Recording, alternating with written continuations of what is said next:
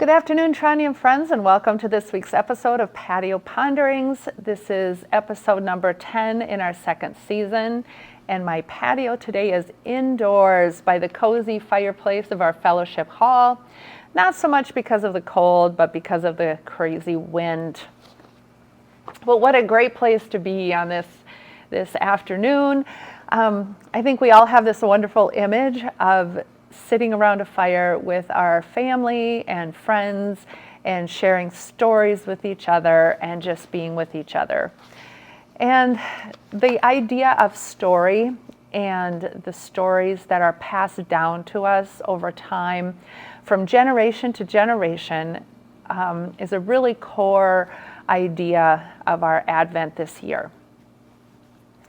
So on Sunday, the scripture that we heard was the genealogy of Jesus from the Gospel of Matthew.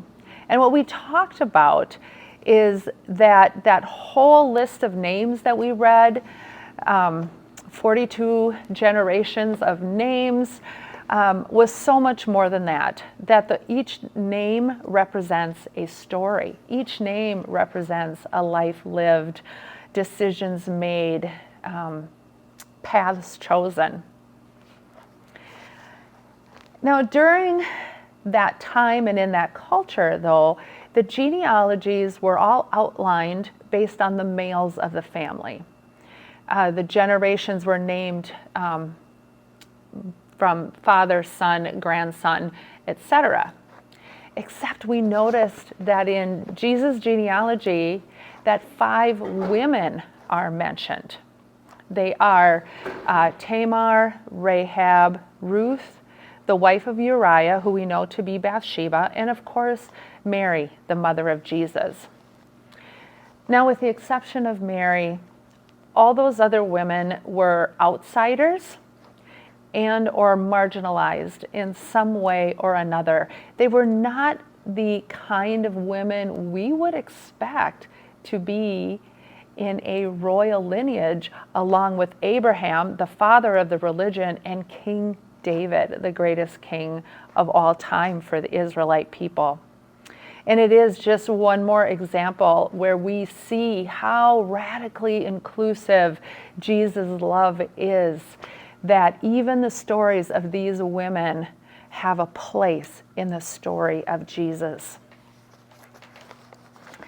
And now we run into this over and over, this idea of how inclusive Jesus' love is.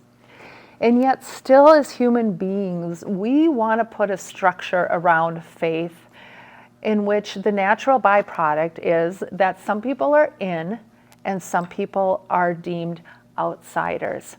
That some people have a place within the faith and some people don't. And we lose sight of following Jesus' example of extending our love to all people. Because you know what? It's really hard sometimes. But I'm concerned and I'm angry and frustrated by how far this has gone towards others that might be different than us or whose lives carry a different label than ours. And I'm especially concerned with how we are treating our brothers and sisters in the LGBTQ community. I say this in the wake of the mass shooting that took place in Colorado Springs just a short time ago, in which 5 people were killed and 19 were injured at a nightclub. When we are so certain that some people are so other, that they are so outside of what is okay, that we can take their lives and commit violence against them, then we have reduced them to being less than human. We have reduced them to their acronyms and their labels, and we have forgotten that they are indeed children of God, made in the image of God, who we are called to love and welcome, especially in the church. And so I've been wondering about how do we welcome in the stories and those lives lived of our LGBTQ brothers and sisters. If all stories have a place in God's story, how do we follow in Jesus' example of truly welcoming in those stories? I think that calls for some hard work on our part and some self-reflection. And I think the main thing that we need to do is, if we're going to welcome in those stories into our lives and into our churches, we have to get to know those stories. We have to open up our hearts and minds and being willing to listen to those stories. And today I'd like to commend to you one place to start. This is a book called One Coin Found, and it's written by Emmy Kegler.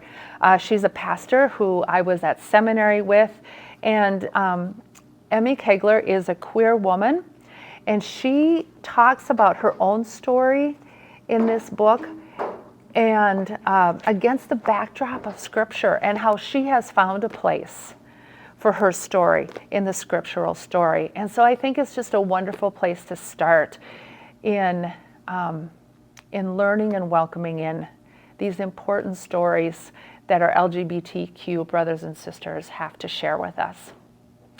Well, as always, I'd love to hear your thoughts, what you have to think, and what your experiences are. Stay warm today, and we'll see you on Sunday. Thanks.